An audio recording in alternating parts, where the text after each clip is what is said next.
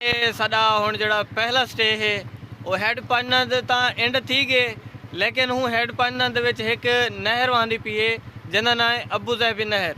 ਤੇ ਇਹ ਮੇਰੇ ਜਿਹੜੇ ਸੰਗਤੀ ਸਾਥੀ ਇਹ टीम मेंबर भी नाल हैं ते अदा सोहेल खां इन्हें थोड़ा पानी दे बारे में दसा। पानी है तो बहुत झिका है। अच्छा चोखा झिका है जो टुबी मारे वाला बाहर ना निकल सके। अच्छा ते असा हुन वेंदे किता पियो डेजर्ट ते असा सहरा ते वेंदे पियो ते सहरा जेड़ा उथा ऊंट वगैरह भी होसन उम्मीद है वगैरह है। हां ऊंट वगैरह हुन तकरीबन साडा 2 घंटे दा सफर है ते 2 घंटा जेड़ा साडा गुजरने ओ तोरी मोहब्बत नाल गुजरने ते वीडियो जेड़े असा YouTube पे अपलोड करूं लाइक शेयर ते सब्सक्राइब करान नहीं भूलना, मोहब्बत दिखावनी है।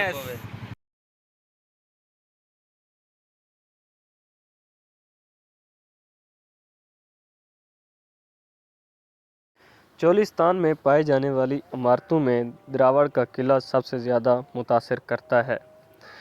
जैसे रेत के समंदर में एक तबाह कुन बहरी जहाज़ लंगर अंदाज है। 18वीं सदी बाद अज़ मसीह के अवाइल में फ़ौजी तर्ज पर बनाया गया ये किला अब भी बड़ी अच्छी हालत में महफूज है। ये अब भी बहावलपुर के नवाबों के कब्ज़े में है, जिन्होंने अपने आप को इस इलाके में कायम कर रखा हुआ है। किला दिरावड़ के मुतल्लिक़ ख्याल किया जाता है कि इसकी बुनियादें इस्लाम से कबल बनाए जाने वाले किले की बुनियादों पर रखी गई है।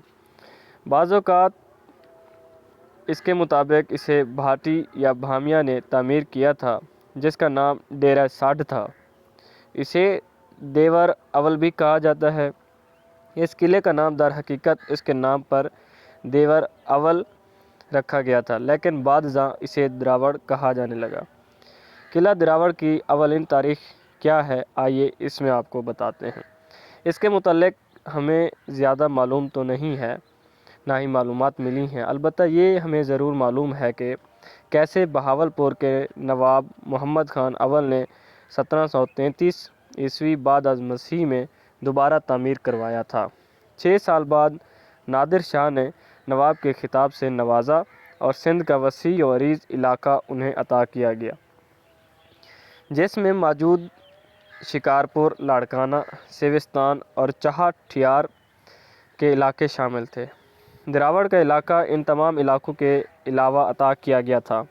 दूसरे नवाब मोहम्मद खान बहावल खान के दौर में रावल राय सिंह ने 1747 ईस्वी बाद अज़ मसीह में इस पर दोबारा कब्ज़ा कर लिया।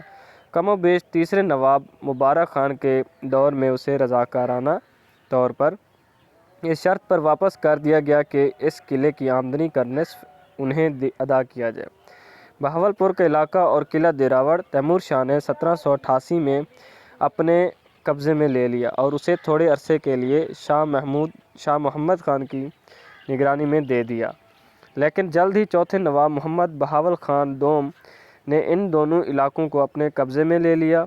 18वीं सदी के आखिरी राज में दिरावड़ का इलाका बहावलपुर स्टेट के साबिक हाकिमों के कंट्रोल में था। शाही कब्रिस्तान और संगे मरमर की एक बड़ी खूबसूरत मस्जिद किले के बाहर बड़े वाज़े तौर पर दिखाई देती है। ये जगह एक बड़ी उम्दा कारोबारी मरकज़ ख्याल किया जाता है। किला दिरावड़ में 40 बुर्ज, अंदर एक कुआं और मरकज़ी दरवाज़े में पानी का एक बड़ा तालाब है। किला चौकोर तकरीबन 220 मीटर रकबे पर फैला हुआ है और बल खाए हुए दरिया के किनारे मशरक़ी सिमत में किले का कलीदी फाटक है। इसके ज़्यादातर बुर्ज अभी तक कायम है, जिसके ऊपर स्याह ईंटों से अकलीसी डिज़ाइन निहायत खूबसूरत हैं, जिनसे ये अंदाज़ा होता है कि बुर्जों में वक्तन फ़वक्तन कब और कैसे तरमीम और मुरम्मत की गई है। किले की उफ़क़ी दीवारें गिर्द अगर खंदक में से उठती हुई 30-32 मीटर ऊंची हैं। जनूब मशरक़ कोने में पानी का एक कुदरती तालाब, जिसे मकामी ज़बान में टुब्बा कहते हैं, किले में बसने वाली इंसानी और हैवानी ज़िंदगी की ज़रूरत पूरा करता। किले के अंदर बेशतर इमारत जो नवाब के फ़ौजी दस्तों और शाही रिहाइश गाह के तौर पर इस्तेमाल होती रही है और अभी तक मौजूद है। دیواروں کی اندرونی اونچائی 20 میٹر ہے۔ جنوب مشرقی برج میں نواب کی ذاتی رہائش گاہ نہایت ابھی تک موجود ہے۔ دیواروں کی اندرونی اونچائی بھی 20 میٹر ہے اور اس پر جھنڈا لہرا رہا ہے، گویا کہ ایام رفتہ کی یاد دہانی کروا رہا ہے۔ ڈیرہ نواب صاحب کی طرف سے جہاں نواب صاحب کا رہائشی محل واقع ہے، قلعہ دراوڑ قریب ہی واقع ہے۔ ایک پختہ سڑک جنوب کی سمت تقریباً 15 کلومیٹر پر ایک پگڈنڈی سے جا ملتی ہے جو سیدھی قلعہ دراوڑ کو جاتی ہے۔ راستہ نہایت ہی جان خیز ہے اور صحرا میں سے گزرتے ہوئے ریت کے ٹیلے گہری کھدائی کے گڑھے ہیں جن میں بے شمار ہرن اور قسم قسم کے پرندے تفریحی طبع کا بہترین سامان پیدا کرتے ہیں۔ قلعہ میں داخل ہونے کے لیے پروانہ راہداری ڈیرہ نواب صاحب سے حاصل کیا جا سکتا ہے۔ سیاحوں کو چاہیے کہ روانگی سے قبل پینے کے پانی کی خاصی مقدار اپنے ہمراہ رکھیں کیونکہ ٹبے کا پانی کھارا اور ناقابل استعمال ہے۔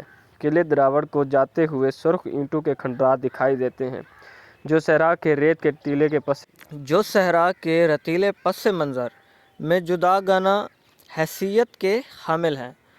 بہاولپور کے علاقہ چولستان کے جس حصہ میں قلعہ دراوڑ واقع ہے اس میں کئی ٹیلے، وسیع میدان اور ٹھیکریوں کے ڈھیر دکھائی دیتے ہیں۔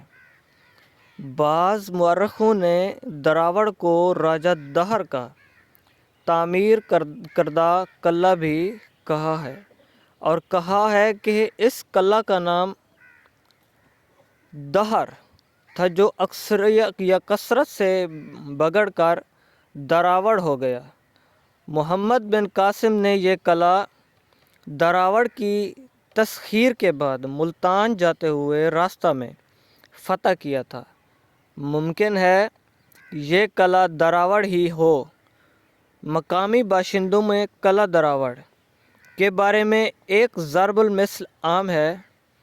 اس ضرب المثل کا پس منظر یہ ہے کہ روہی چولستان کی سیرابی کیفیت کے تحت قلعہ کی دیواریں دن میں 7-8 بار رنگ بدلتی ہیں۔ پاکستان کے نوادرات، فنون لطیفہ اور بیش قیمت ثقافتی ورثے میں چولستان کی تہذیب و تمدن، آثار قدیمہ اور کھنڈرات ایک اہم مقام کے حامل ہیں۔ زمانہ قدیم میں چولستان کی آب و ہوا اب سے بالکل مختلف تھی۔ چولستان میں کبھی دریائے باکڑا ٹھاٹھے مارا کرتا تھا جو اب خشک کھدی ہوئی پگڈنڈی کی شکل میں موجود ہے۔ اس کے دونوں اطراف کچی پکی اینٹوں کے تقریباً 40 کلوں کے کھنڈرات ہیں۔ کہا جاتا ہے کہ دریائے ہاکڑا ہندوستان کے دریائے گھاگھر یا گھاگرا کی ایک شاخ ہے۔ اس وجہ سے دیدک آرائیوں کے نزدیک یہ دریا سرسوتی ندی کی طرح مقدس ہے۔ غالباً 1000 قبل از مسیح میں دریائے ہاکڑا کا پانی گنگا اور جمنا میں شامل ہو کر اپنے پیچھے خشک زمین چھوڑ گیا۔ البتہ دریائے گھاگھر جنوب مغرب کی طرف بہتا رہا اور بیکانیر، جیسلمیر کی ریاستوں کے ساتھ ساتھ صحرائے تھر کے مغربی حصوں سے بہتا ہوا رن آف کچھ کے سمندر میں جا گیا۔ اس قدیم دریا کے کناروں کے ساتھ ساتھ آج سے 50 سال پہلے 4000 سے زیادہ قدیم عمارتوں کے باقی ماندہ حصے موجود تھے، جن سے معلوم ہوتا ہے کہ 4000 قبل از مسیح سے اسلامی دور کے آغاز تک یہاں تہذیب و تمدن کے ارتقاء کی کیسی کیسی کہانی محفوظ ہے۔ دریائے ہاکڑا کے خشک راستے کے ساتھ ساتھ قلعوں کی قطار اس کہانی کا آخری حصہ معلوم ہوتی ہے۔ غالباً مسلمانوں نے اپنے دور حکومت میں ارد گرد خونخوار ہمسایوں سے حفاظت کے خیال سے دفاعی لائن قائم کی۔ صوبہ پنجاب کے جنوب مشرقی علاقے میں بہاولپور کا انتظامی ڈویژن ہے۔ یہ بہاولپور، بہاول نگر اور رحیم خان 3 اضلاع پر مشتمل ہے جس کا کل رقبہ 25,617 مربع کلومیٹر ہے۔ کم و بیش نصف رقبہ صحرا پر مشتمل ہے جسے چولستان کہتے ہیں، لیکن یہ علاقہ چولستان سے زیادہ روہی کے نام سے مشہور ہے۔ اس علاقے کو مٹھن شریف کے روحانی صوفی شاعر خواجہ غلام فرید نے اپنے کلام کے ذریعے لافانی بنا دیا۔ اس علاقے میں خانہ بدوش قبیلے رہتے ہیں جن کی تمام تر دولت ان کی بکریاں، اونٹ اور بھیڑیں ہوتی ہیں۔ یہاں پانی نایاب ہے اور بارش کبھی کبھار ہوتی ہے۔ اس بارش کے پانی کو چھوٹے چھوٹے گڑھوں میں جمع کر لیا جاتا ہے جنہیں ٹبا کہا جاتا ہے۔ یہاں کی آب و ہوا میں رہنا نہایت مشکل ہے، لیکن یہ بڑی حیرانی کی بات ہے کہ مشکل مسکن ہونے کے باوجود یہاں لوگ اپنے ماحول سے بہت پیار کرتے ہیں۔ یہ صحرا کی تہذیب بڑی پرانی ہے اور اس کی اپنی ایک رومان بھری ثقافت ہے جس میں بہادروں کے رزمیہ گیت بڑی ہی اہمیت رکھتے ہیں۔ چولستان میں پائی جانے والی تاریخ اور طرز تعمیر کے آثار پاکستان کی نایاب آرٹ اور ثقافت میں سنہرے باب کی حیثیت رکھتے ہیں۔ زمانہ قدیم کے چولستان کی آب و ہوا آج کے چولستان کی آب و ہوا سے بڑی مختلف ہے۔ اس کے علاوہ یہ دیکھا جا سکتا ہے کہ یہ جو قلعہ ہے نا بہت ہی ٹوٹ پھوٹ کا شکار ہے، اور اس کی اگر تعمیر ہو جائے تو جس طرح اس کی پہلے خوبصورتی تھی، یہ اپنی خوبصورتی کے حساب سے بہت ہی خوبصورت ہے، اور میرے خیال میں دنیا کے خوبصورت قلعوں میں اس قلعے کا شمار ہوتا ہے۔ لیکن وہی ہے کہ ٹوٹ پھوٹ کا شکار ہونے کی وجہ سے اس کی سرپرستی نہیں کی جا رہی، اور نہ ہی اس کو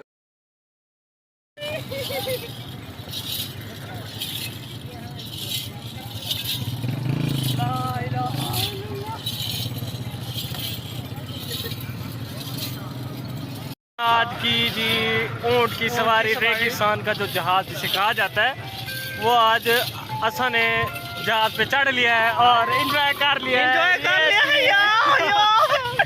ساری سواری دے پیسے پورے تھی گئے اور اسا سارا جناب تلے لہن والی جا بھی آ گئی۔ او مائی گاڈ!